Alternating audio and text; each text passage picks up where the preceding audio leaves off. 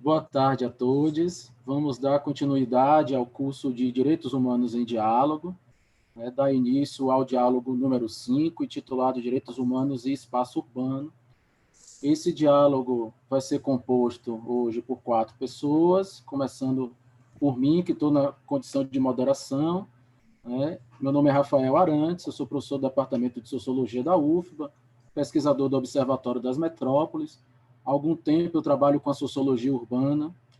Todas as minhas pesquisas do ponto de vista da sociologia urbana têm como pano de fundo a preocupação de entender o espaço urbano como um lugar de encontro, de convivência, de construção de pactos, acordos, compromissos, formas de tolerância e reconhecimento, o que nós sabemos, lamentavelmente, não acontece de maneira plena nas nossas cidades. Vamos ter também como convidada a professora Cláudia Monteiro Fernandes. Cláudia é mãe de Clarice, pesquisadora do Observatório das Metrópoles também, do programa Cor da Bahia, que é da Faculdade de Filosofia e Ciências Humanas da UFBA, e está como doutoranda em Ciências Sociais aqui também na UFBA. Temos também como convidada Maura Cristina, que é militante do Movimento de Mulheres Negras, integrante da articulação do Centro Antigo de Salvador, atualmente é coordenadora estadual do Movimento Sem Teto da Bahia, MSTB. E temos também como convidada Bruna Hercog, que é ativista cultural, jornalista e pesquisadora, integra os coletivos Intervozes e Rede ao Redor, e está atualmente como doutoranda no Pós-Cultura da UFBA. Bom, nós vamos ter uma dinâmica parecida com as demais, vamos cada um de nós falar 5 minutos e vamos intercambiar para construir um diálogo, Antes de começar, eu queria agradecer a Mariana o convite, Acho que é muito importante a gente articular a reflexão sobre os direitos humanos e o espaço urbano. Em 2010, por exemplo, com os dados do último censo, 84% da população do Brasil vivia nas áreas urbanas, então nós temos uma população majoritariamente urbana. Cerca de 36% de toda a população brasileira vivia nas regiões metropolitanas, ou seja, nos grandes espaços urbanos, quase 70 milhões de brasileiros e brasileiras vivendo em pouco menos de 300 municípios, dentro de um universo de mais de 5 mil municípios no Brasil. Então, os espaços urbanos envolvem, de alguma forma, todas as reflexões, ou a maior parte, não todas, evidentemente, mas boa parte das reflexões sobre direitos humanos no Brasil perpassam os espaços urbanos, sejam porque ocorrem todas as violações e todas as lutas e conquistas por direitos humanos perpassam o espaço urbano porque ocorrem nesses espaços ou decorrem desses espaços. Então, eu acho que falar em direitos humanos no Brasil envolve, fundamentalmente, a gente falar sobre direito à cidade, que é um termo, uma categoria criada em 1968 pelo filósofo francês Henri Lefebvre, mas que foi, ao longo do tempo, articulado pelos movimentos sociais em busca de conquista de direitos do espaço. Eu não pretendo entrar aqui detalhadamente em perspectivas teóricas, mas eu acho que tem 2 ou 3 coisinhas que eu acho que vale a pena a gente discutir. O Lefebvre, quando ele cunhou esse conceito, ele estava tendo como ponto de vista um conflito ou uma contradição que ele identificava entre o chamado valor de uso do espaço urbano e o valor de troca do espaço urbano. O espaço urbano, enquanto valor de uso, é o que ele serve para os seus moradores, para a população que vive nesses espaços. O valor de uso do espaço urbano é o valor de encontrar as pessoas, de se entender, de conviver com a diferença, de desenvolver uma perspectiva de tolerância, de compreensão, de cosmopolitismo. Ao mesmo tempo, é um espaço onde vários direitos a acesso a serviços foram implementados, saúde, educação, mas esse valor de uso da cidade vive profundamente em contradição com o valor de troca do espaço urbano. É o espaço urbano visto simplesmente como uma mercadoria que precisa ser trocado e vendido dentro de um mercado. Então, todas as conquistas do espaço urbano para o Lefebvre, de certa forma, depois do surgimento do capitalismo, eles se defrontam com esse conflito com o valor de troca. Então, o Lefebvre, no final do seu livro, que é um livrinho, um manifesto, na verdade, ele vislumbra a possibilidade da gente alcançar uma sociedade urbana. E essa sociedade plenamente urbana, né, teria o valor de uso como privilégio, como o elemento mais fundamental, né, baseado na libertação das coerções do mercado. Né? Então, o direito à cidade, visto pelo ponto de vista do Lefebvre, né, seria fundamentado, né, nessa ideia de que a gente deve desenvolver uma nova praxis, um novo ser humano, um homem da sociedade urbana, né, um homem que se emancipe desses liames, né, do mercado, de certa forma.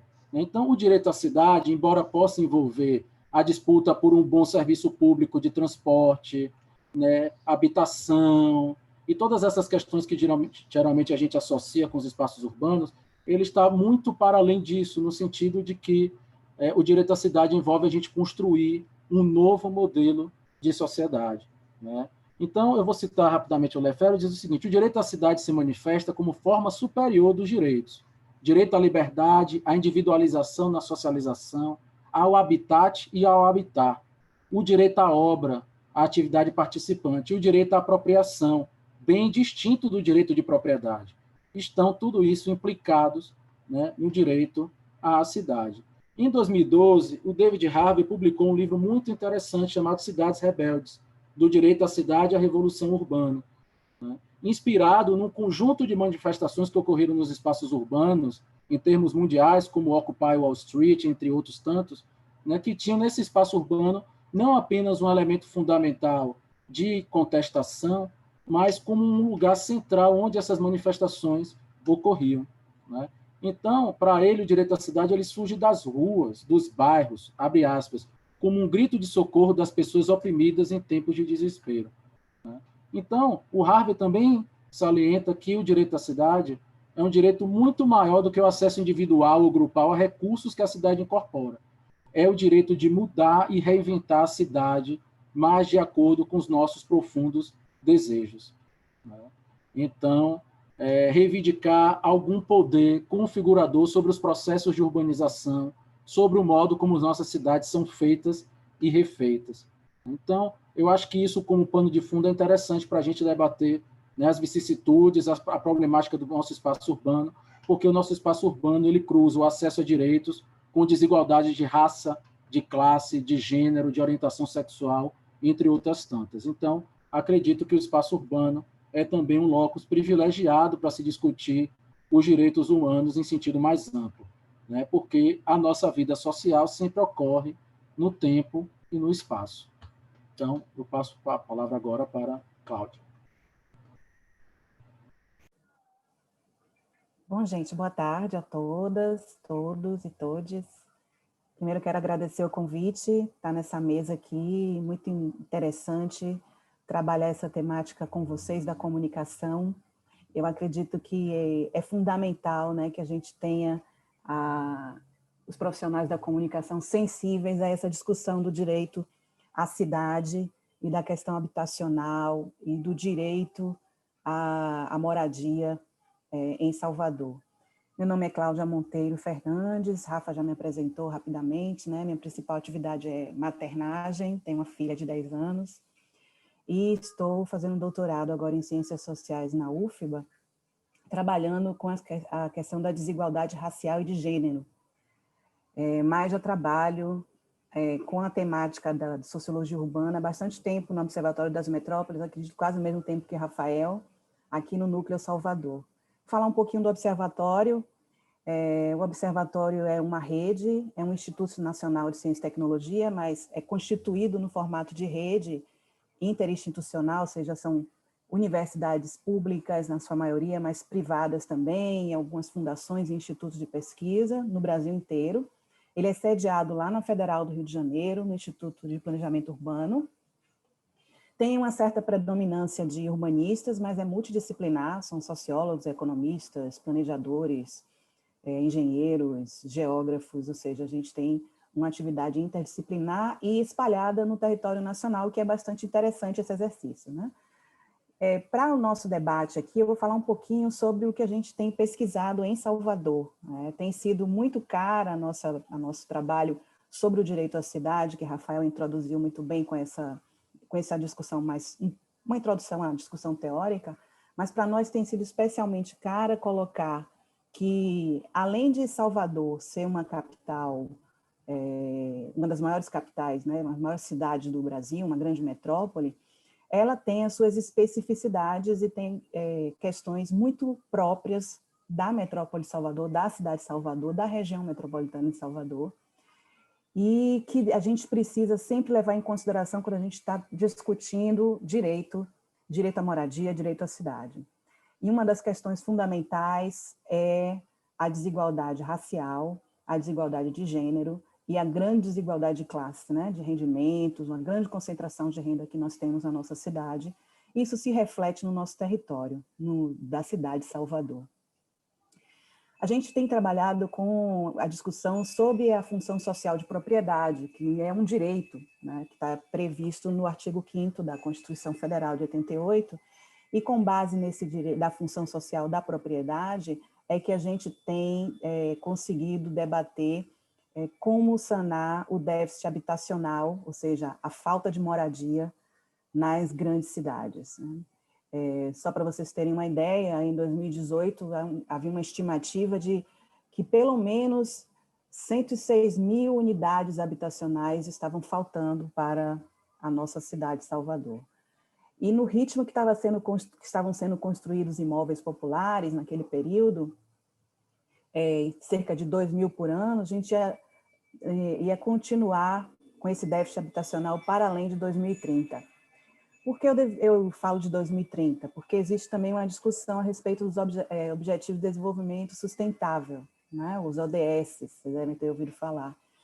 Antes eles eram Objetivo de Desenvolvimento do Milênio das Nações Unidas e passaram a ser ODS, Objetivo de Desenvolvimento Sustentável, quando foram avaliados em 2015.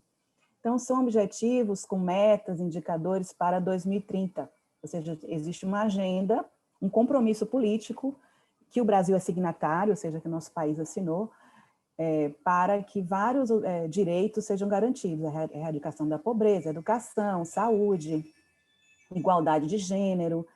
E o que não tinha antes nos Objetivos de Desenvolvimento do Milênio ganhou destaque nesse ODS, que são as cidades e comunidades sustentáveis. Entrou como objetivo 11.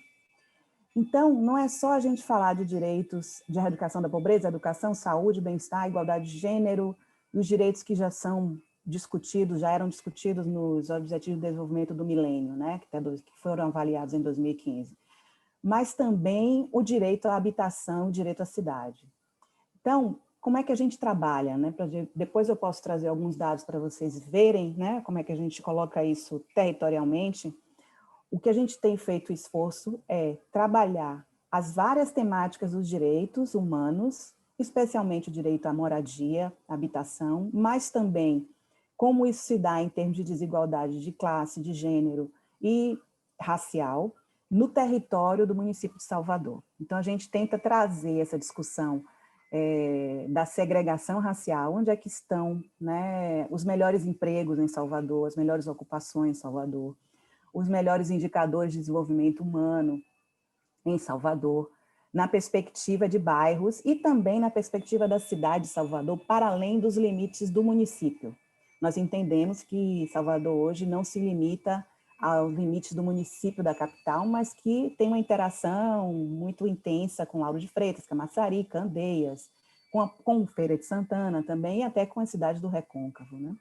Então, a nossa discussão se dá a partir dessa perspectiva, e eu, especialmente, tenho trabalhado muito essa discussão da desigualdade racial dentro do território de Salvador. Inclusive, um debate sobre a questão dos quilombos e como é visto dentro das grandes cidades, especialmente na nossa cidade de Salvador. Agora, vocês devem ter ouvido falar do Quilombo dos Macacos, né? E tem um debate muito grande a respeito do racismo territorial, racismo no território. Então, trabalhar a interseccionalidade, o conceito de interseccionalidade, ou seja, de várias interseções de desigualdades e de opressões, na perspectiva também do território. Então, é classe, raça e gênero, classe no sentido principalmente do trabalho, do mercado de trabalho, e trazendo isso para o debate do território de Salvador. Então, depois que a gente fizer essa primeira rodada, Eu coloco alguns dados também aqui que eu trouxe para vocês, pelo menos um mapa, para vocês verem como a gente operacionaliza essa discussão. E eu passo de volta para Rafael. Vou passar para a Maura.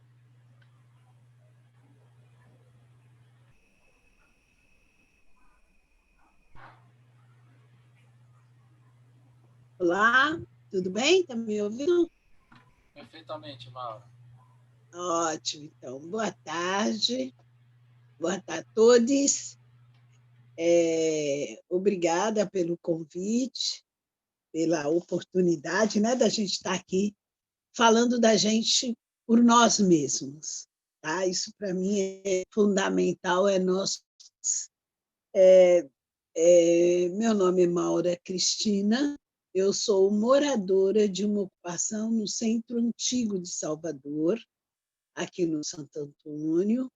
Sou do movimento de mulheres negras e integrante da articulação do Centro Antigo de Salvador e estou coordenadora estadual do Movimento Sem Teto da Bahia. Esse lugar que eu ocupo vem de uma luta. Essa luta ela vem a partir da minha compreensão como ser humano. Né? O que é morar? O que é ter direito a viver em uma cidade, a ter acesso aos serviços desta cidade? Né? E aí a gente tem que mergulhar profundamente esse nosso diálogo, e ele tem que iniciar no racismo estrutural. Sem a compreensão, pelo menos do lugar que eu falo, como essa cidade, né? Essa metrópole que nós vivemos em Salvador, não há para compreender quando, companheira, onde estão os melhores salários, onde estão as melhores habitações, onde está as melhores famílias que aqui vivem e que desfrutam, né, de uma vida saudável e de qualidade. Né? Isso é visível para nós, para Salvador, e ver quem tem direito à cidade e quem não tem direito à cidade. O déficit habitacional, não teria hoje os números aqui, mas ele é absurdo. E antes de Minha Casa Minha Vida, ele também já era absurdo. Hoje ele vai agravar mais ainda, né? Porque as pessoas continuaram nascendo, as pessoas continuaram chegando à cidade, e não tinha preocupação, nunca existiu. Mas vamos falar historicamente, que é o direito à terra. Eu nunca deixo de colocar isso, porque o direito à terra foi a forma encontrada da propriedade, para nos manter distante da propriedade. Se tratando em escravizados, depois de 300 anos de trabalho, da retirada de órgãos do nosso corpo, de castigos cruéis, de várias tentativas de que nós voltássemos a atravessar o Atlântico, quando não era mais possível, foi criada a Lei da Terra um pouco antes de você pensar não, né, de resistir à abolição. E, com isso, o povo negro ficou sem direito à terra, ficou sem direito à mente, sem direito a recomeçar a sua vida. E aí nós seguimos. É óbvio que hoje, numa resistência belíssima, sempre foi e será. Portanto, de habitação, de direito à cidade, é não deixar de reconhecer em nenhum momento o racismo estrutural. Senão nós não avançamos. Ok? Bem, então, falando deste lugar que a gente ocupa como Movimento Sem Teto da Bahia. O Movimento Sem Teto da Bahia nasce em 2013, com lutas por mulher, não só no centro antigo, como por toda a cidade. E isso se dá exatamente por causa daquelas que nasceram, Camaçari, foi uma delas é a Ford, né, e que tem uma isenção do imposto por 20 anos, por 10 anos. Quando acaba a isenção, eles vão embora. E isso corrido um êxito de trazer tantas famílias, tantas pessoas para dentro da cidade, as pessoas ficam sem salário, sem o comércio da barraca ali embaixo, que era próxima, aquela vida que era pulsante ali, ela vai terminando, que nós podemos ver o resultado que é hoje, né? E essas famílias vão para onde? Essas famílias vão se organizando na cidade e vão tomando a cidade e vão se... Daí essa forma desorganizada que vemos as moradias, né? As vias estreitas, janela de frente com a porta, sem nenhum planejamento de habitação, nenhum. Simplesmente fomos nos colocando. O MSB faz também esse movimento, e que nós começamos ali na estrada do velho aeroporto, né? E nasce ali das nossas primeiras resistências. E ela se dá inspirada em ir para cá, em resistir, que é o nosso slogan, né? Ocupar, resistir, pisar, ocupar e resistir. E nós ficamos lá com mais de 700 famílias nesse espaço resistindo. Houve todo tipo de tentativa, algumas de... Primeiro é a violenta, depois da violenta vem a negociação. Se vocês saírem, nós vamos conseguir tal colocação para você. Enfim, várias tentativas e nós ficamos em 300. Mesmo assim, bom.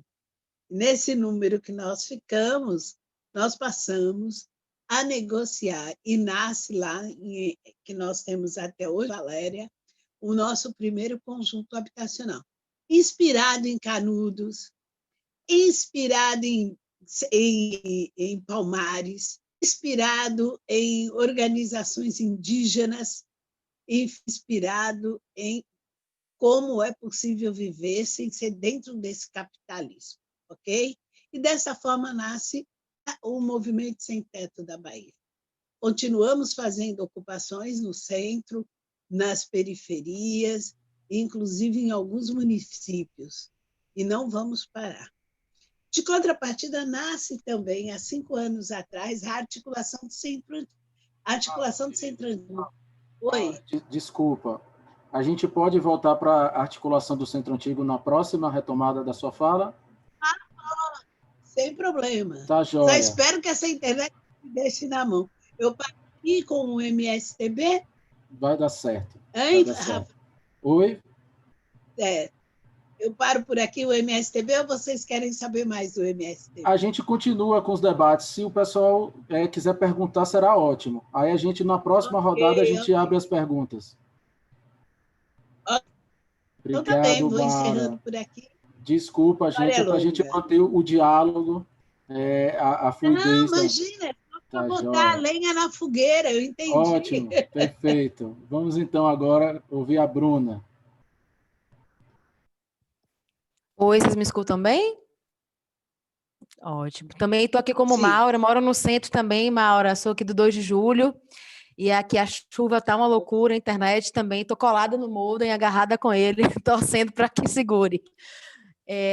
Muito feliz de estar aqui com vocês, agradeço novamente o convite, para mim é uma alegria imensa estar dividindo a mesa com Maura, Cristina, a liderança que eu admiro pra caramba, tenho máximo respeito, acompanho a articulação aqui do Centro Antigo, sou moradora do bairro do 2 de julho, acompanho as lutas, contribuo sempre que possível também, dentro do que me cabe, e aí eu fico muito feliz, muito grata de escutá-la, Maura, é muito importante e potente, né?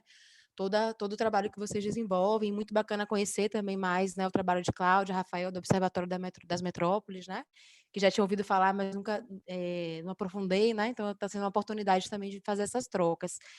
Sou jornalista de formação, né, sou aqui de Salvador, formei aqui também pela UFBA, e atuo já há bastante tempo, já há mais ou menos uns 15 anos, 14, 15 anos, na área da comunicação comunitária, né, em várias frentes de atuação, né, tive uma rápida assim, atuação como repórter, mas a minha cachaça, a minha pegada, o meu tesão está na comunicação comunitária, está dentro dessas diferentes formas de construir a comunicação, construir narrativas, de fissurar esses tecidos sociais tão opressores, né, como eu trouxe na fala dela, né, a questão o que está por trás do racismo estrutural, né? A pergunta de Maura é fundamental para começar qualquer conversa, né? O que é morar, né? O que é morar? O que é ser gente? O que é cidadão? E aí eu quero mostrar uma imagem, tomara que eu consiga, eu acho que ela está engatilhada, eu acho que está certo. Me avisem se vocês estão vendo a imagem, por favor. Querem fazer um sinal assim, porque eu fico estamos vendo bem, Bruna. Ótimo, obrigada, Rafael. E eu queria começar com essa imagem. Esse é um trabalho de Del Nunes, é um artista aqui de Salvador, um publicitário, um jovem de 23 anos. Pois sigam aí nas redes sociais, ele tem um trabalho incrível. E eu queria que a fala fosse perpassada por algumas imagens de Del, porque eu acho que dá um peso bastante forte, né, ao que a gente está falando. A internet parece que oscilou. Estão me escutando ainda? Deu uma mensagem aqui. Sim, estamos escutando. Ótimo. Então assim, quem tem, essa é a primeira pergunta, quem tem direito à cidade, essa negação, né, do direito à cidadania, essa negação histórica, né, do direito à aparência, à existência, a gente tem essa presença, a gente tem a ausência do Estado no que se refere aos direitos, né, falta de garantia e a presença do Estado no braço armado, né, na violência, então, na gentrificação, no genocídio, que a nossa juventude negra é vítima, né? Então, quem tem, né? Quem tem? Essa é sempre a pergunta que vai ficar. A gente tem 64,9% da população brasileira que tem domicílio declarado, né? Então, com certeza, muitas mulheres, muitas famílias que estão na luta com Maura não estão nesses dados do IBGE, né? Que é uma outra luta importante, né, de se ter também. Essas pessoas, né, 64,9% das que têm domicílio declarado, não têm ao menos um dos direitos garantidos, né? Educação, saneamento básico, proteção social, moradia e comunicação, né? Entre os 5 direitos, são dados do IBGE de 2017. Entre os 5 direitos que são negados aos brasileiros, está, em primeiro lugar, o saneamento, seguido da educação, e em terceiro, a comunicação. E aí que vem, né, que é o tema da minha intervenção, da minha contribuição, o que é que tem a ver, né? A gente fala de direito à cidade, direito à existência, direito à dignidade, né? Direito a ter direitos. O que é que a comunicação tem a ver com isso, né? Eu fico super feliz de estar aqui com várias mulheres, acho que a gente está em maioria absoluta, e jornalistas, companheiras aí de trabalho, né, de atuação. Tenho certeza que o debate vai ser super rico, estou muito animada para essa parte, então vou tentar falar rápido, curtinho, assim, realmente nos meus 5 minutos, para a gente escutar e fazer essa troca com as profissionais que estão aqui, as estudantes, jornalistas, enfim. E o que tem a ver, né? A comunicação, o direito à comunicação com o direito à cidade, né? É possível, eu respondo perguntando, né? É possível a gente ter garantia, né, de direito à vida, à dignidade, não tendo o direito à comunicação garantido, né? É possível a gente ter a democracia, de fato, sem o direito à comunicação garantido? A gente, por exemplo, eu fiz faculdade de jornalismo e eu não tive, né, na UFBA, na Facom, eu me formei em 2007, eu não tive nenhuma disciplina sobre direito à comunicação, nenhuma disciplina que me falasse como a mídia, por exemplo, ela é controlada, né? Como é que funciona, quais são os conglomerados, né, que estão por detrás da mídia. Quando a gente fala de concentração de terras, a gente também fala de concentração de ondas sonoras, né? Concentração dos canais de televisão. Essa imagem que eu estou mostrando é de uma pesquisa, eu vou falar depois na próxima rodada, mas só para deixá-la aí também, de 2000, eu vou checar a fonte, acho que é 2017, desculpa. Então, ela já está um pouquinho defasada. E se tratando de comunicação, ela está bastante defasada. Mas é importante, na Mão Brasil, feito junto com Intervozes, que mostra como se dá a concentração, né? A gente tem um modelo de comunicação que é uma concentração que está na mão daqueles que têm as terras, né? Daqueles que têm as propriedades privadas, né? Então, apesar da comunicação sem direito constitucional, né, garantido na nossa legislação, garantido em outras declarações universais, internacionais, a gente não tem uma comunicação pública, né, garantida. Então, quando a gente luta pela saúde pública, pela educação pública, a gente precisa lutar pela comunicação pública, né? A gente precisa lutar pela diminuição dessa concentração de audiência, né? Pela propriedade cruzada dos meios de comunicação, que é uma família poder ter uma série, né, de canais de televisão, impressos, né, portais da internet. Isso é o que a gente chama de propriedade cruzada, né? E, principalmente, uma ausência de um marco legal eficiente, né, que combata a monopolização e essa oligopolização. Então, é impossível a gente falar, eu volto de novo para uma imagem aqui de Del Nunes, eu acho que essa imagem ela é super representativa, né? Falar de garantir o direito à comunicação, sem falar de que cidadãos e cidadãs, que historicamente, aí eu estou me referindo especificamente às populações negras e às populações indígenas, né? São as populações que historicamente foram subalternizadas, humilhadas, escravizadas, são assassinadas, né? Diariamente no nosso país, sem que elas possam ter acesso à produção de comunicação, né? Então, a gente tem no artigo 5º da Constituição, que se fala de direito à comunicação, a perspectiva da liberdade, né, o acesso à informação e a liberdade de expressão, que são fundamentais, essenciais, né? E a gente, no momento que a gente está vivendo no nosso país, mais do que nunca. Mas é importante também que a gente entenda, né, que a gente fale sobre, que a gente discuta as nossas faculdades de comunicação, nos nossos espaços, todos de luta, que não são só a universidade, nossas famílias, nossos bairros, enfim, esses espaços de luta, o entendimento dessa comunicação como poder de contar as próprias histórias, como o Mauro começou dizendo, que bom que eu estou aqui falando por mim, né? Que bom que sou eu que estou aqui falando. E isso é importante. Quando a gente fala de direito à comunicação, também é essa perspectiva dessas narrativas silenciadas, sufocadas, poderem ser contadas por elas próprias, seja por um portal de internet, num bairro, né, comunitário, seja por um sarau, né, que também, se a gente entende a comunicação de uma maneira mais ampliada, eu estou sem ver aqui o chat, Rafael, se eu tiver extrapolado, me fala, tá? Porque aqui eu não consigo ver o chat. Já passou. Já passou? Já passou. Então, eu vou fechar. Beleza. Tá, desculpa aí, que eu não consigo enxergar o chat por aqui, quando eu estou com a tela. É porque interromper com a voz é muito chato, né? Mas eu vou fazer uns sinaizinhos para vocês, gente, na tela. Tá, Joel. Então, eu vou fechar por aqui, rodada. Só para a gente fechar com esse entendimento de quem pode ser, que aí eu, na próximo bloco, eu volto para falar sobre isso.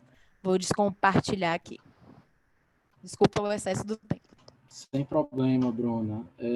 Um desafio para a gente também né, falar em tão pouco tempo, e acho que um desafio muito interessante, né, que é produzir esse diálogo, que geralmente aqui, quando a gente está participando de uma mesa, etc., a gente acaba falando um pouco mais, e eu já estou também tomando meu tempo, já estou contando. Gente, muito interessante essas perspectivas. Eu queria retomar uma questão, né, talvez tentando unificar aí o que Cláudia, Maura e Bruna chamaram a atenção. Me parece muito interessante, muito importante a gente analisar as desigualdades sociais e, portanto, a luta por direitos, né, numa perspectiva territorializada. Né? Considerar os espaços e os territórios é muito importante. Né? E, portanto, também para os meios de comunicação, eu não sou um especialista no tema, mas me parece que explorar essa dimensão territorial das desigualdades também é fundamental, né? Porque a segregação socioespacial não é uma mera curiosidade sociológica. A gente consegue, por exemplo, muito bem descrever em Salvador quem mora em qual lugar, né, qual é o padrão de renda, qual é a questão racial, como as pessoas se identificam, etc., etc. Mas isso não é só uma curiosidade, olha que interessante.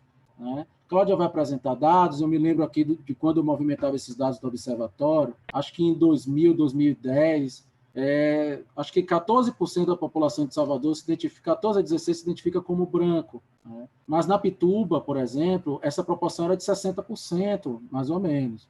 Né? Então, significa que a população branca na Pituba está representada quase 5 vezes mais do que a média da cidade. Né? Mas isso não é só uma curiosidade, porque isso tem efeito sobre as condições de vida. Né? É o que a teoria dos estudos urbanos chama de efeito território ou efeito vizinhança.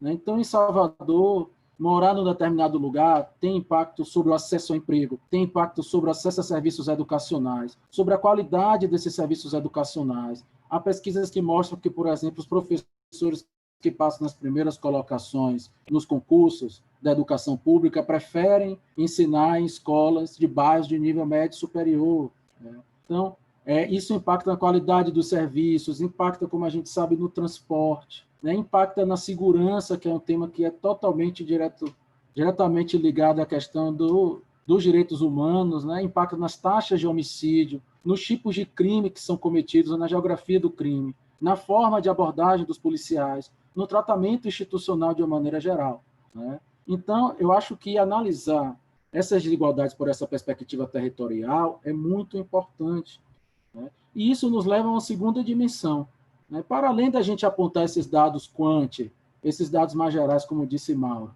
quem são essas pessoas em Salvador? Como essas pessoas são vistas e são tratadas? A gente tem visto uma discussão cada vez maior sobre o conceito de necropolítica, né? Que é a política sobre a morte, né? Mas eu acho que também é muito importante a gente observar como, tanto o Estado, mas como na vida cotidiana, a sociedade brasileira vai invisibilizando determinados processos, determinados grupos sociais, desumanizando essas pessoas, né? É uma espécie de desreconhecimento. Então, quando se vê, por exemplo, um acidente que ocorre, ou um assalto que ocorre num bairro dito nobre, entre muitas aspas, tudo isso choca a opinião pública, isso tem uma abordagem muito mais detalhada da mídia, dos meios de comunicação de maneira geral, né? Isso choca a moral das pessoas. E quando isso ocorre em bairros populares, há uma certa normalização dessas desigualdades, um certo desreconhecimento, né? Que faz com que a gente não tematize determinadas questões. Então, eu acho que essa questão da necropolítica é muito importante e a gente precisa associar o território com essa reflexão e associar o território, né? Acho que há um comentário aqui no chat, acho que da Júlia, que disse que a fala de Mauro lembrou do texto de Boaventura sobre os fascismos sociais, né? Especialmente o fascismo do apartheid social, né? Da segregação social dos excluídos por meio de uma cartografia urbana dividida entre zonas selvagens e zonas civilizadas. De fato, zonas que são tratadas como civilizadas e têm, portanto, acesso aos direitos, têm acesso ao reconhecimento, têm acesso a um tratamento adequado, e zonas tratadas como selvagens, porque não têm acesso sequer ao reconhecimento dos seus mínimos direitos. Então, também passo agora novamente a palavra à Cláudia, gente, e vocês podem ir comentando aí no chat, fazendo perguntas, porque no próximo bloco a gente já pode debater com vocês, ou se quiserem, podem também abrir a câmera ou abrir o microfone para falar. Cláudia. Bom, eu queria contribuir um pouco com as falas que já vieram antes, né? Com a experiência que eu tive, eu sou originalmente economista, e tive a oportunidade de trabalhar no IBGE lá no Rio de Janeiro, né? E algo que eu percebi muito claramente, eu trabalhei aqui em Salvador, na SEI, que é a Superintendência de Estudos Econômicos e Sociais da Bahia, que trabalha com números, dados, mapas, né, geográficos, e lá no Rio, no IBGE. Com uma forma de abordagem da comunicação lá no Rio de Janeiro é muito diferente do que acontece aqui em Salvador. Então, a gente aqui, eu entendo que a comunicação aqui é muito concentrada em poucos jornais, mas não é muito diferente no Rio de Janeiro, né? Globo, Extra, tudo do mesmo grupo, enfim. Chega a Folha de São Paulo, mas a maioria mesmo Rede Globo lá. E aqui é Correio e à tarde, enfim, né? São os mesmos jornais, o mesmo meio de comunicação, muito concentrados, e os outros, felizmente, nós temos a internet hoje que nos facilita ter uma diversidade maior na comunicação. Mas o que eu entendo é um certo comportamento de nós, pesquisadores, e um distanciamento dos comunicadores com discutir a questão do território e das desigualdades sociais. Porque o que me diziam quando eu estava aqui em Salvador, o pessoal da comunicação institucional mesmo, né, da própria SEI, dizia que o que a gente fazia não era notícia. Tá? Então, você trabalhar com a estrutura da desigualdade na cidade, que praticamente não muda durante séculos, o racismo estrutural, como Maura falou, né, as desigualdades de gênero, os bairros que são carimbados como brancos ou pretos, na cidade de Salvador, como o Rafael falou, isso não era considerado notícia pela comunicação da própria instituição SEI.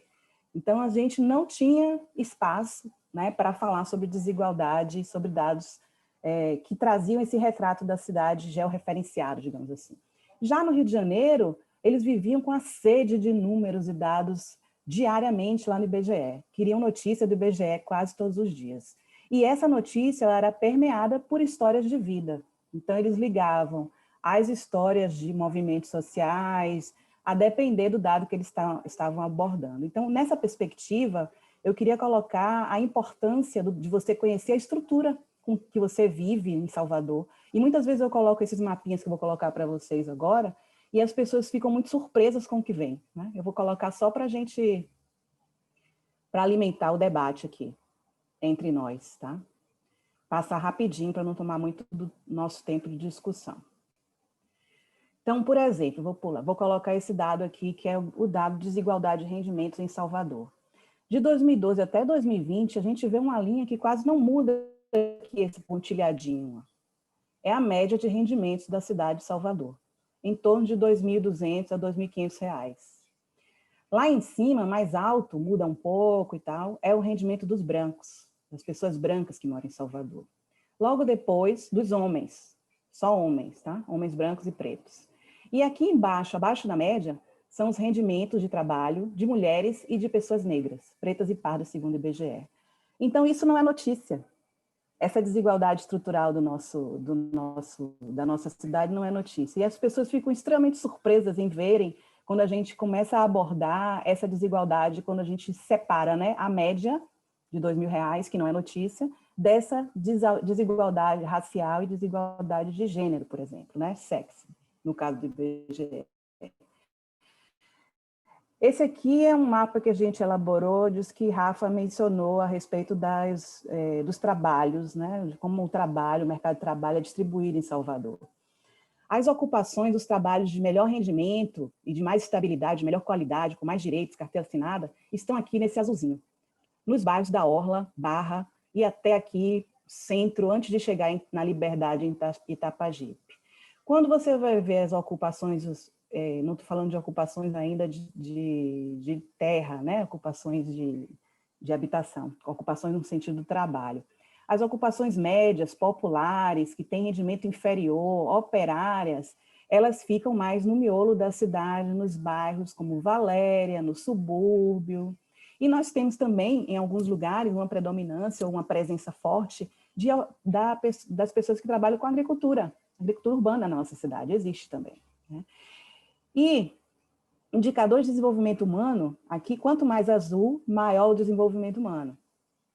Quanto mais alaranjado, menor o desenvolvimento humano, que é uma mistura de educação, a gente pode desenvolver isso no debate, educação, rendimento e saúde. Então, os bairros, mais uma vez, com maior desenvolvimento, melhor trabalho, vocês viram antes, né? Estão aqui na Orla Atlântica, Barra, Itapuã, Pituba, Itaigara, e os menores indicadores no miolão da nossa cidade, no subúrbio ferroviário e em direção a Candeia, Simões Filho e Feira também. Quando a gente vai falar do mapa racial, ou seja, como é que está distribuída a população predominantemente? Essa faixa litorânea, lembrem-se que tem os melhores trabalhos, os melhores rendimentos, índice de desenvolvimento humano, estão na Orla Atlântica, né? As pessoas predominantemente brancas, com proporções acima de 50%, quanto mais escuro, tá? Coincide com esse território, que não é segregado como nos Estados Unidos, né? Que tem uma fronteira clara do bairro branco, bairro preto. Aqui não é assim tão claro, mas predominantemente branco nesse território da Orla Atlântica, da Barra, do Itaigara, da Pituba, litoral norte, e as pessoas pretas e pardas estão mais no nosso centro da cidade, coincidindo com o centrão aqui tradicional, né? Que eu coloquei os indicadores de desenvolvimento humano um pouco mais baixo. Então, se a gente for colocar também homicídio, mais uma vez a gente vai perceber que existe uma incidência maior, mais de 90 por 100 mil habitantes, casos de homicídio, em Caçange, no miolo da cidade, no comércio, na Mata Escura, também em Pituaçu e na Boca do Rio, né, que são bairros que estão na Orla, mas quando a gente vai ver a cidade mais litorânea, Barra, Pituba, os indicadores de homicídio são muito baixos. Então, a gente trabalhar com indicadores, aí fechando aqui minha apresentação, foi só uma provocação territorial para a gente discutir isso, né? A gente trabalhar com indicadores não é somente para estudos acadêmicos. Então, trabalhar a discussão de indicadores sociais dessa maneira, né, da maneira territorializada e discutindo camadas de opressão e desigualdade, é o objetivo de projetos como o nosso de pesquisa, né? A gente não faz uma análise de indicadores só por fazer. É para também subsidiar a comunicação a partir de evidências que estão disponíveis para a gente debater aí, associando a realidade, a vivência de nós, de moradores da cidade, dos movimentos, à realidade que está se gritando na nossa frente, que muitas vezes a nossa comunicação aqui em Salvador não consegue trazer para o debate. E eu fecho por aqui. Obrigado, Cláudia. Maura? Ai, Cláudia, obrigada por esses mapas. Muito obrigada. Eles são absurdos, né? É tão claro, né? De se perceber como se dá aquela linha, Cláudia, que para que vamos mexer no que está dando certo, né? É um apartheid, é o racismo, por isso eu volto a chamar a atenção. Se nós não derrubarmos e não discutir o racismo estrutural, nada vai adiantar. Esses mapas é perfeito, é isso que acontece na cidade. Pelo menos essa é a realidade que nós vivemos, né? Mas caminhamos para mudar isso, tá? Eu nunca vou me acalmar isso, né? Bem, então, assim, falando de habitação e quem mora, quem tem direito a morar nesses bairros, eu acho que tanto Bruna quanto Cláudia foram brilhantes, exatamente isso que acontece em Salvador. Os bairros são desta forma. E eu queria falar de jornalismo também, né? Ah, sim, dizer o que é articulação. Articulação, nós somos a soma de vários de movimentos. Nós nos unimos para ficar forte. Então, nós unimos o MSTB, onde nós temos o maior número de ocupação, é no centro histórico. Daí nós vamos para a Ladeira da Conceição da Praia, depois a Ladeira da Pizza, a Gamboa, 2 de julho. Nós somos simplesmente e caminhamos também com o Tororó, caminhamos também com meu Deus, centro histórico, que é a MAC, que é um dos primeiros movimentos, que é a 7ª etapa. Para que fazemos isso? Para ir contra esses mapas que você nos apresenta. E pasme, gente, pasme, porque isso são ações que acontecem há muitos anos, eu diria milhares de anos, mas falando de continuidade, né? Nós temos casos do Centro Antigo de 20 anos que o pessoal da etapa encontra-se na mesma situação de 20 anos. Eram 5.000 famílias. Hoje eles estão reduzidos a 103 famílias. E eles têm o tempo todo do mundo, porque a cidade é um campo. Os playboys terminam o ensino médio, fazem a universidade, vão para a Europa, fazem especialização e voltam para brincar, eu sempre digo, de Lego na cidade.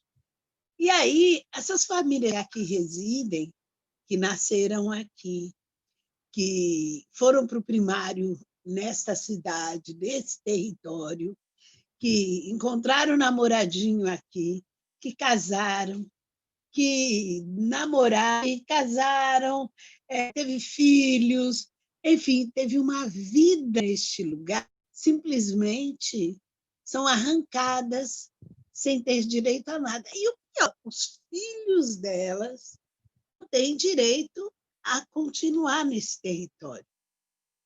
É pior ainda. Então, você não tira as pessoas da sua casa para uma casa, porque casa por casa não resolve os problemas sociais.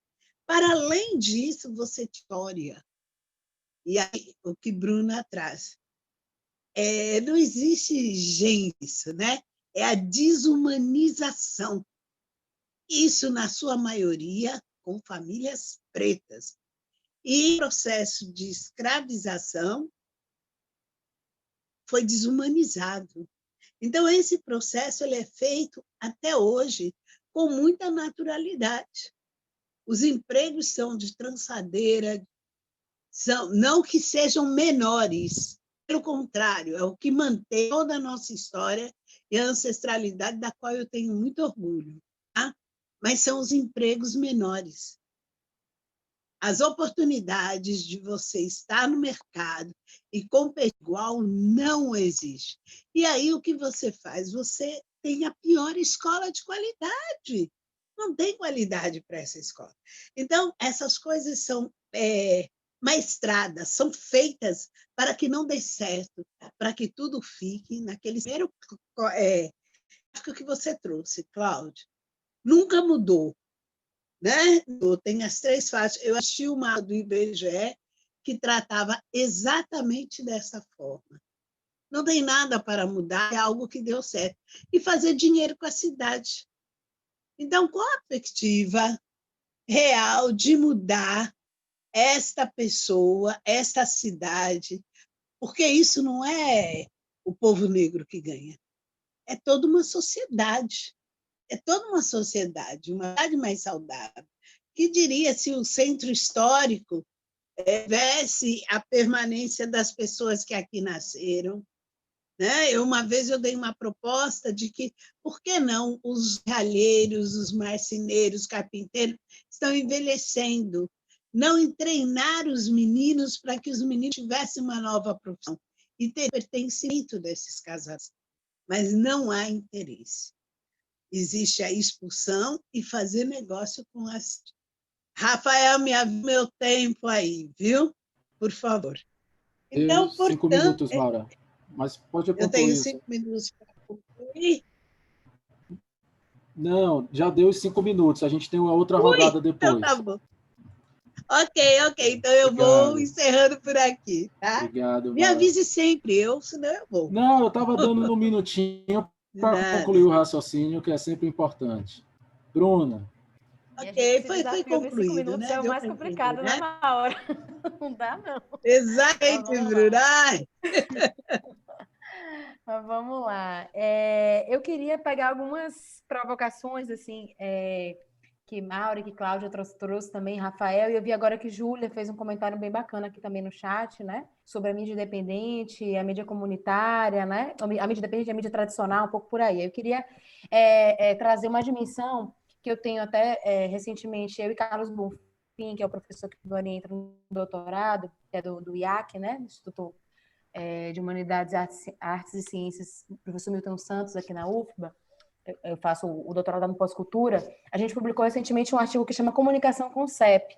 E é uma dimensão que a gente vem trabalhando, né, muito nos nossos trabalhos, que é tudo que a gente está falando, né? Essa comunicação com o CEP, com o território, que está naquele mapa, né? Então, como é possível construir mapas com outras informações, né, Cláudia? Então, assim, a gente tem, por exemplo, no Rede ao Redor, que é um grupo de pesquisa que eu faço parte, a gente pesquisou, em 2016, a gente fez uma cartografia dos coletivos de arte e comunicação aqui de Salvador.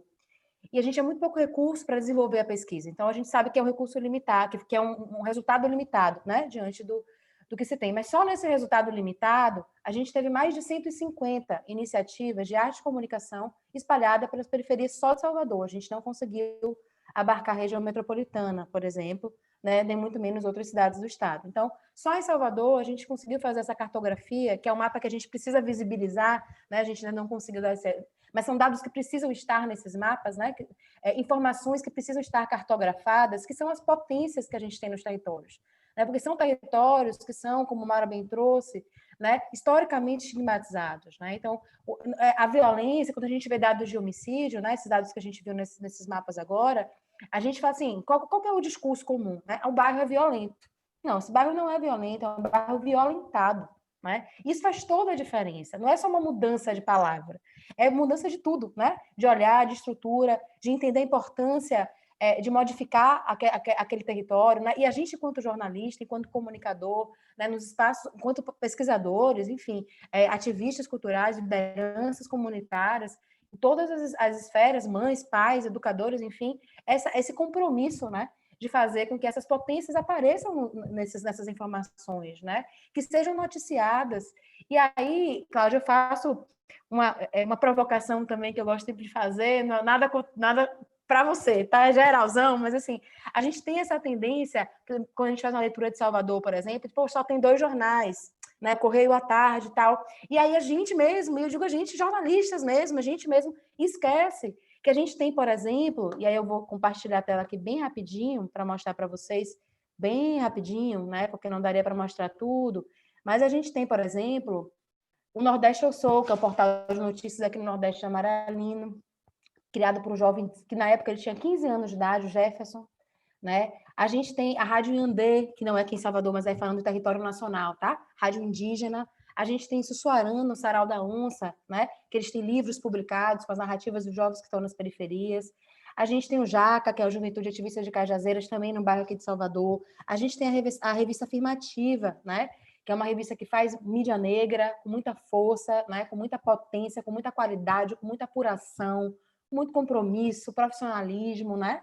A gente tem a mídia índia também, na mesma linha, né, que faz uma comunicação dos povos indígenas com âmbito nacional, né, tem correspondentes em todo o Brasil, né?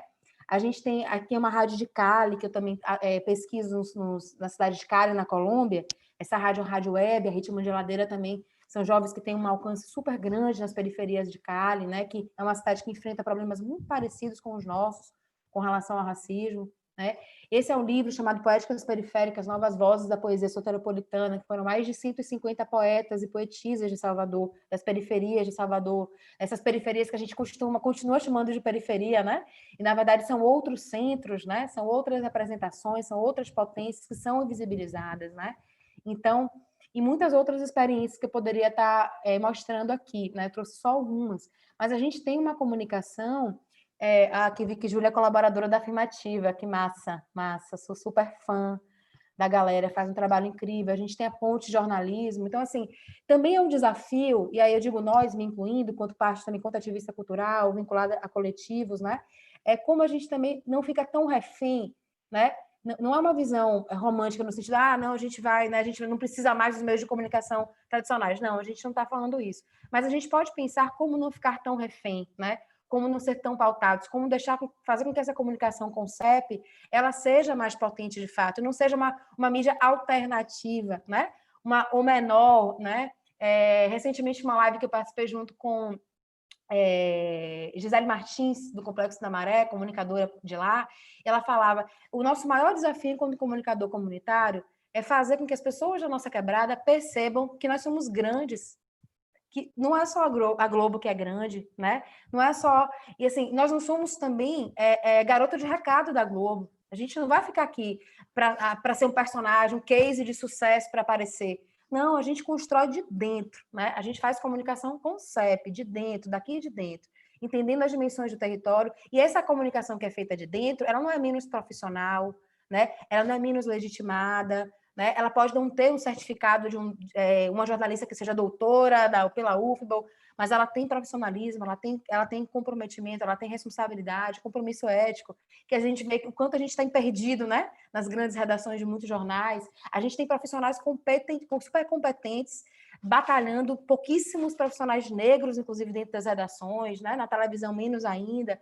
e que estão ali, né? Fissurando o sistema de dentro, fazendo trabalhos fantásticos, né? São extremamente necessários. Mas a provocação é por que às vezes a gente também, enquanto coletivos, né, a gente quer fazer uma pauta e a gente fica refém de, poxa, tem que sair na Globo. E se a gente acha que o nosso evento não saiu lá, é porque não deu certo, né, no nosso território. Né? Se a gente consegue que aquelas mídias locais se fortaleçam com esses conteúdos. Então, já deu aqui, né? Então, é só um pouco para botar mais lenha da fogueira aí para a gente conversando dessas outras comunicações possíveis, né? Essas outras possibilidades de fazer por dentro, de dentro. Legal, gente. Temos alguns comentários aqui. Eu vou lê-los e aí vocês talvez podem abordar depois nas falas seguintes. Eu só queria aproveitar antes para fazer uma coisinha. Maura usou 2 expressões que me pareceram muito significativas, né? Uma, ela disse que alguns playboys saem da cidade, vão estudar e voltam para brincar de Lego com a cidade, né? Ou fazer dinheiro com a cidade. Eu acho que é exatamente isso que vem acontecendo. Eu queria aproveitar que a gente está no momento eleitoral, não para fazer nenhum tipo de propaganda político-partidária, mas que eu acho que é um momento fundamental para a gente, deixa eu contar meu tempo aqui também, para a gente fazer uma reflexão sobre os rumos que a nossa cidade vem tendo nos últimos anos, né? A gente vem fazendo muitas pesquisas sobre isso, eu vou aproveitar para fazer uma publicidade também. Acabei de publicar com a professora Carla Galvão, Departamento de Ciência Política aqui da UFPA também, um texto que faz uma análise bem detalhada da atual gestão municipal, né, no que tange ao espaço urbano, né? Tanto a gestão municipal quanto a gestão estadual e o conflito que esses dois executivos têm desenvolvido nos últimos anos pela disputa política dentro do espaço da cidade. Então, acho que isso é um momento muito importante para a gente refletir, talvez, eu acho que vai bem nessa linha do que você falou, Maura, de fazer dinheiro com a cidade ou brincar de lé com a cidade, porque a gente tem utilizado o conceito de um autor americano chamado Harvey Moloch, para analisar muito como Salvador vem sendo produzido nos últimos anos. Ele cunhou o conceito de máquinas de crescimento para poder se referir ao modo como as cidades são produzidas, né?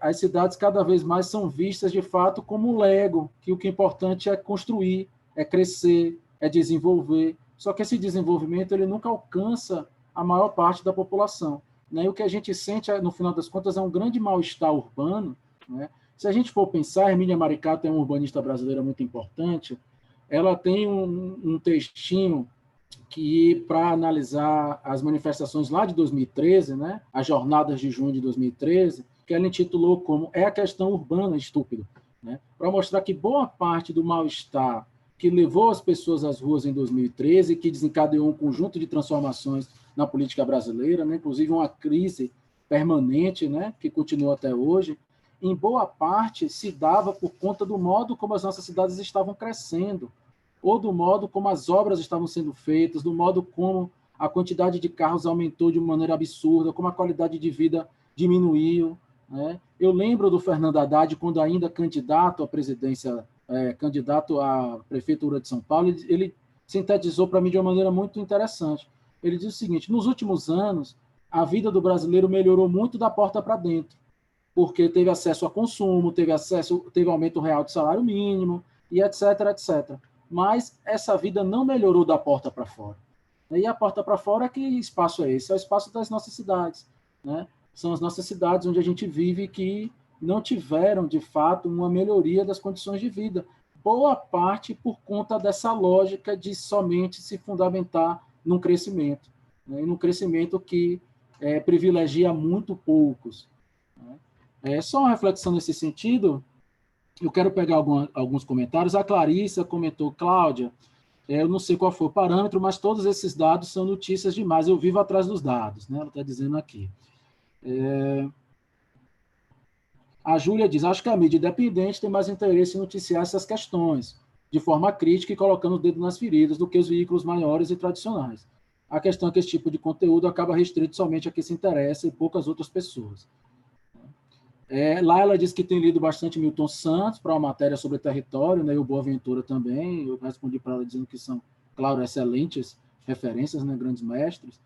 E a Aline diz o seguinte: eu sou do Rio e posso trazer um pouco mais de pontos levantados pela Cláudia. Os veículos de comunicação comunitária conseguem aqui, com esforço enorme, pautar um pouco melhor os problemas de falta de direitos dessa população periférica, especialmente abusos policiais. Mas ainda hoje a gente vê a Globo chamando o jovem negro de menor suspeito e branco de estudante. Como a gente disputa narrativas, se as famílias Marinha, Bravanel, Civita, etc., continuam sendo as donas dos principais veículos de comunicação de massa. Bom, então eu vou passar para a Cláudia e depois para a Maura e Bruna novamente. E se vocês quiserem, a gente pode ir colocando mais questões para a gente debater. Se quiserem abrir também o microfone, a câmera, fica à vontade, por favor. Cláudia. Que bom, né, que a gente instigou o debate aqui. É isso mesmo que a gente queria. Bem, eu fiz mesmo para provocar vocês comunicadores, né? Porque eu sei que vocês estão sempre em busca de dados e muitas vezes é muito difícil encontrá-los dessa maneira organizada, sistematizada, ou quem esteja disposto a comunicar, né? A gente não tem um IBGE, uma agência do IBGE aqui em Salvador, que facilita lá para o pessoal da Globo, porque é lá no Rio, né?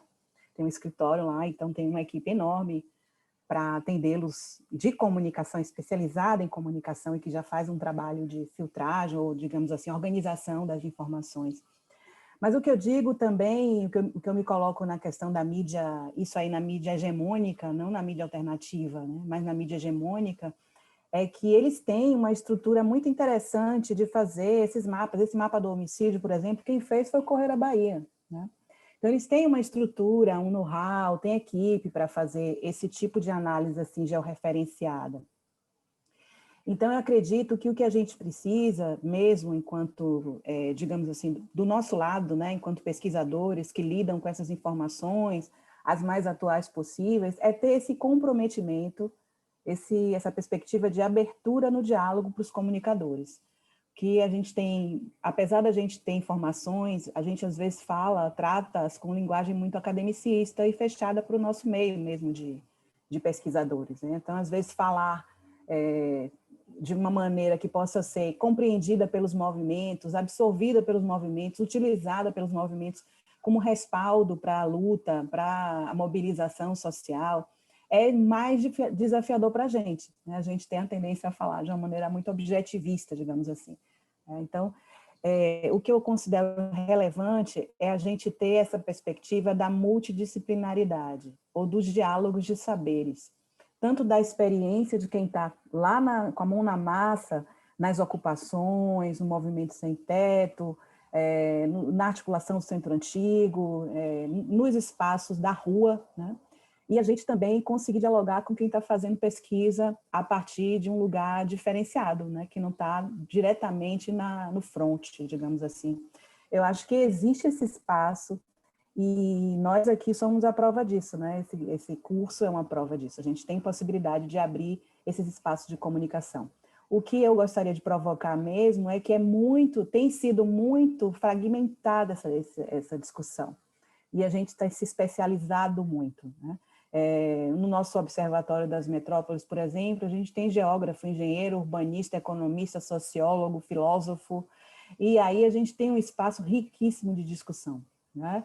E muitas vezes um arquiteto se surpreende com uma argumentação sociológica, que a gente coloca a questão do poder, da discussão da hierarquia das posições sociais, da opressão, da classe social, e que eles não estão atentos a isso quando fazem as análises do meio ambiente, por exemplo, né?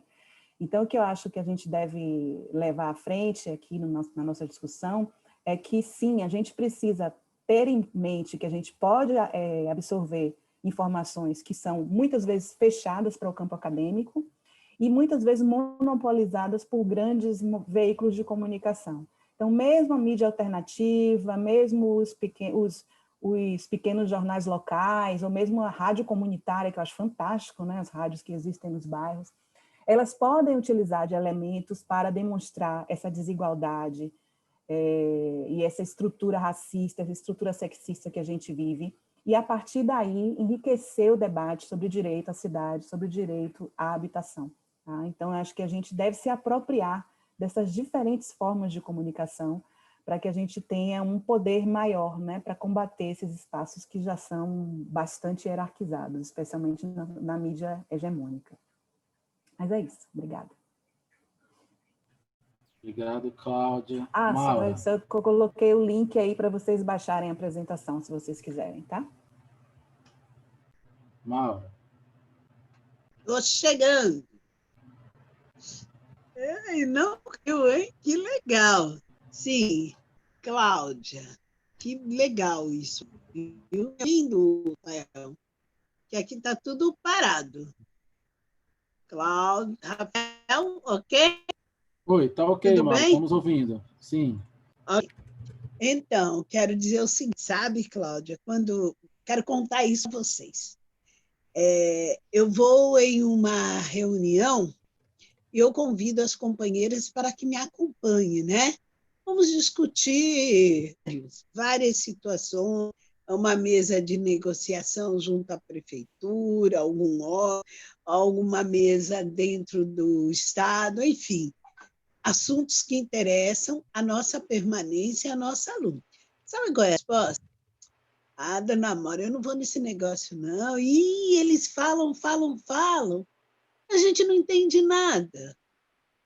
Então, eu estou agora dialogando com o pessoal de comunicação. né? A segunda não é por que eu chego na casa da companheira e essa mulher que tem uma visão do que é o direito à moradia, o direito à cidade, o direito à água, ao saneamento, está assistindo aqueles programas horríveis, horríveis do horário do almoço que entra na casa de todas as famílias periféricas. E com uma força que eles estão aí, tudo foi para tirar e não tirou. Com certeza, Bruna, esses jantares alternativos não alcançam a nossa perifa. É raro um ou outro alcançar. E aí, Cláudia trouxe algo fantástico, que é a linguagem que nos separa. Né? Como é que nós vamos fazer isso para aproximar? É óbvio que o jornalismo ele não é a responsabilidade dele. Nunca esquecendo que temos o maior fator de educação. E isso é manipulado mesmo, para que não. Mas essa companheira, ela entende de coisas fantásticas. Ela faz uma avaliação, dados de como está acontecendo, que eu tenho certeza que se tivesse algo de comunicação com maior, que parecesse a linguagem, né? Eu acho que o grande desafio da comunicação do jornalismo é encontrar esse meio termo, né? Porque esses jornais horrorosos que passam no maior horário das TVs locais, eles têm audiência, e muita audiência. Toda vez, mas a senhora não viu, não, dona Maura? Passou lá. Entendeu? Então, a gente precisa de estar discutindo também a forma. Cláudia trouxe muito bem, eu estou só salientando um pouco mais, né? Que existem formas de comunicação e elas precisam de ser repensadas. Elas precisam ser vistas, parecer comigo, falar comigo. Porque, caso contrário, não me interessa. Eu penso que dentro das comunidades tem assuntos diversos que não seja índice de morte e de tanta violência, mas eles não são atrativos, né? Então, eu penso que se jornais, se a comunicação pretende se aproximar, que eu acho linda essa sensibilidade, nós precisamos de começar a pensar qual é a forma, porque a forma não pode ser só a forma Globo de ser, né? E aqui eu tenho quanto tem, Rafael? Eu só quero salientar. Estou dentro do Tem tempo? alguns minutos, Que Maura. horror! Deixa eu até te pedir, acho que tem um pedido aqui para você, acho que da Laila Oliveira, ela te pede para falar um pouco mais sobre a importância da liderança das mulheres nos movimentos. Ah, sim, isso é total. Nós, quem vai para o front, quem ocupa, quem tem necessidade de ter casa para ter filho, que tem cama limpinha para dormir, somos mulheres negras. A luta de moradia, ela passa pelas mulheres. Quem lidera, olha, isso para mim é tão naturalizado, que a luta de moradia é algo de mulher. Quem quer casa? A comida é feminina e é a negra. E é a mulher que vai para frente, para o front, quando a chega para dizer barbaridades de ofensa, para que nós saiamos daqui. Óbvio, somos nós que recebemos isso. Então, assim, não existe, em hipótese nenhuma, os companheiros são maravilhosos, eles vêm também para a luta, mas quem faz o primeiro confronto e quem se mantém nas ações somos nós. Na nossa nação existe apenas um homem. Somos 2 famílias. Só existe um homem, o resto é tudo filho, que cresceu dentro das ocupações. Mas, aproveitando, respondi lá, mas quero dizer algo que enfatizar isso que Rafael disse. É importante e é fundamental ver a questão política neste momento. Não podemos perder de vista isso. Hipótese nenhuma, porque é lá que são decididas o rumo nós vimos o horror que foi o plano diretor da cidade em 2016.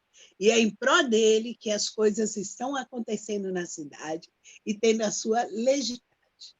Portanto, estar atento, quem decide isso na Câmara, como decidimos isso com a Prefeitura, é importante, não podemos deixar de participar. Ok? Passei muito, Rafael. Tá ótimo, Maura. Obrigado. Bruna.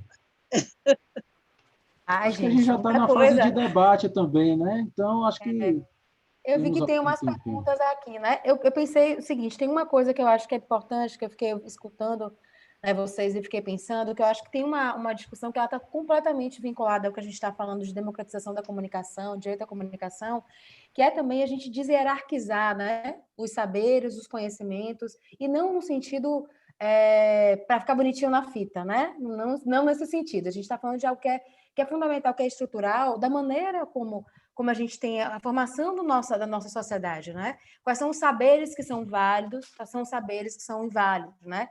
Quais são as vozes que são autorizadas, quais são as vozes que não são autorizadas. Isso é fundamental, né? Quando a gente pensa, porque o que a gente está falando é disputa de narrativa, né? A gente só vai conseguir mudar alguma coisa quando a gente disputa essa narrativa, tanto o poder de construir, de contar suas próprias histórias, né? E aí trazendo o Chimamanda, né? A Adichie, quando ela fala do perigo da história única, né? Então a gente está falando desse poder. Quem foi historicamente, né? Quais são as populações do nosso país historicamente alijadas de contar suas próprias histórias, assim, trituradas nos seus saberes, né? Nos seus fazeres, nas suas estruturas organizativas, né?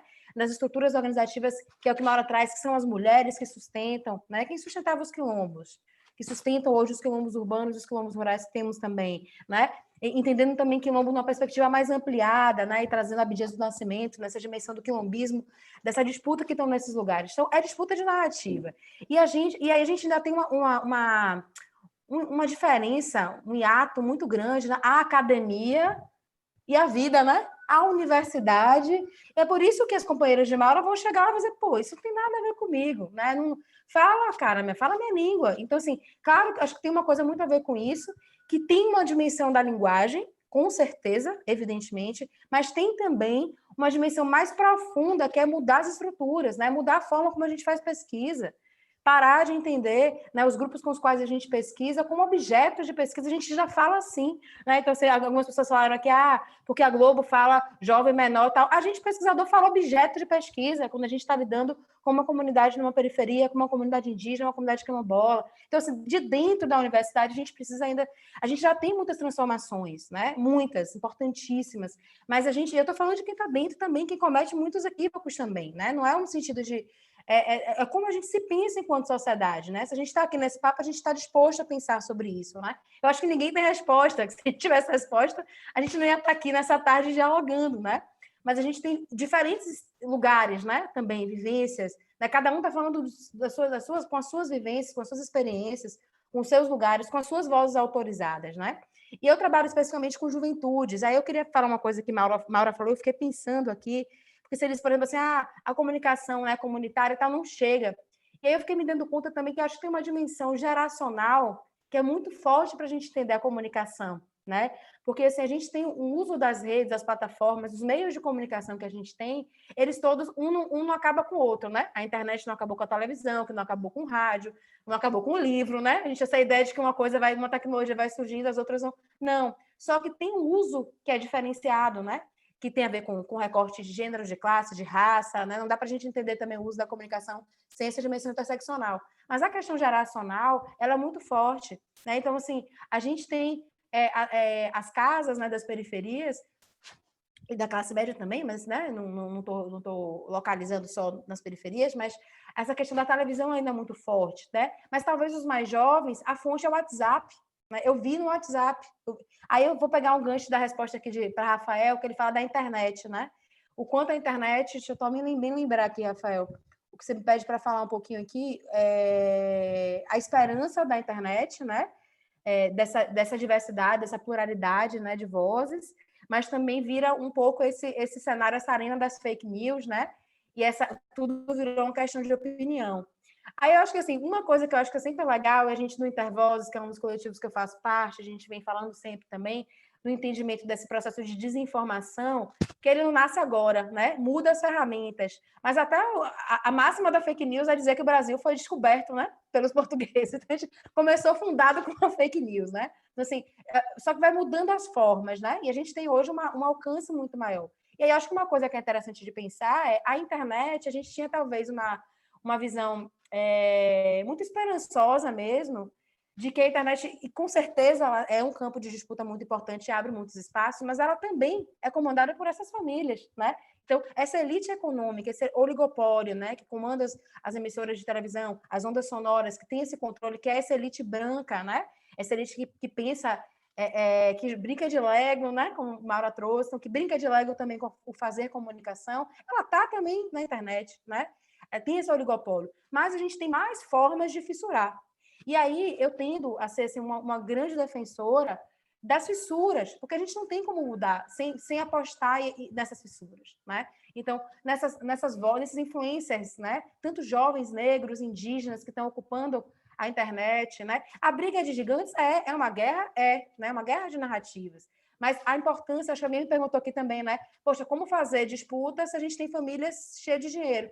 Como sempre foi feito, né? Como Maura trouxe, a luta não vem de agora, né? A gente lutou por e sempre continuar, né? Apostando nessas fissuras e valorizar e não ver como pequeno quem está fazendo fissura, né?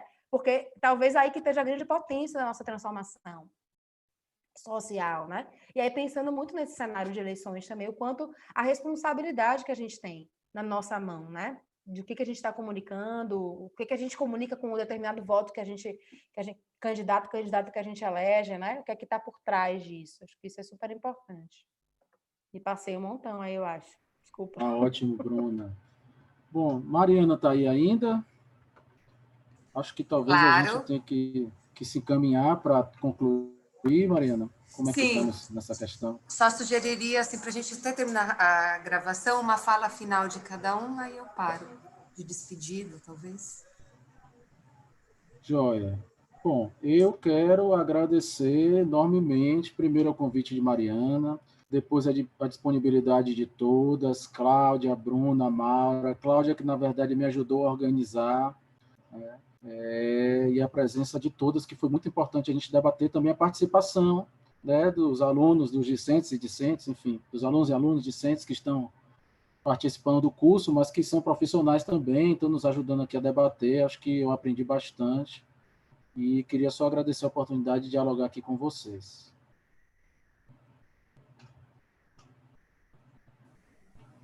Eu também, gente, é um grande prazer. Maura, a gente já se encontrou algumas vezes na rua, na articulação do Centro Antigo. Bruna, eu conheci agora, né? A gente, amiga em comum, falou dela, e eu espero que outros diálogos aconteçam entre nós quatro e também todos vocês, todas, né? A maioria que está aqui nesse curso. Eu queria comentar duas coisinhas, assim, sobre o menor e o menino, né? Acho que foi a Lélia Gonzalez que falou, a diferença entre menino e menor é a cor da pele.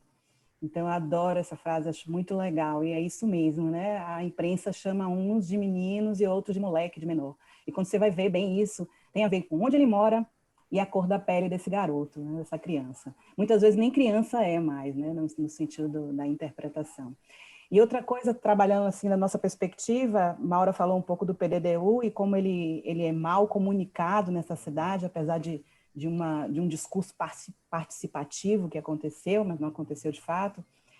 Existem essas zonas especiais de interesse social, que são zonas em que o planejamento não chegou e que no PDDU considera que exigem um plano específico. Só que se elas fossem especiais, não habitariam nelas mais de 56% da população da cidade de Salvador. Então, você trazer esse tipo de dado, né? Por que uma zona especial se ela tem 56% da população da capital? Então, a gente tem que se questionar muito com essas categorias e esses instrumentos que às vezes a gente tem na academia, eles podem ser, sim, muito poderosos para fortalecer o discurso do movimento social. Eu agradeço, só tenho a agradecer a vocês, agradeço pelas perguntas das participantes, das estudantes, e estamos aí disponíveis. Obrigada.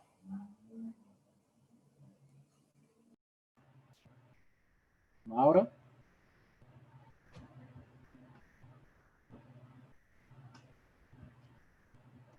Oi? Maura, tenta colocar sua imagem para a gente ver, pelo menos agora. Tentando. Eu Tentar ver esse fechei aí sorrisão, minha agora gente. para É ver. bom. Agora pode até aí, né? Consegui passar o programa o tempo todo, Aí, né? Maura, que Então tá aí. bom. Tá aqui a negócio. Dizer assim, Bruna e Mariana, foi um prazer. Rafael nem dá, né, Rafael? Também meu parceiro, né? Sempre está aí me prestigiando, nos acompanhando também, né?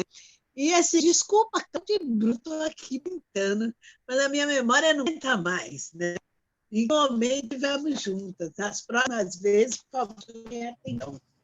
Mas foi assim, enriquecedor fazer esse debate com vocês. Sim, eu acho que a gente está completando, né?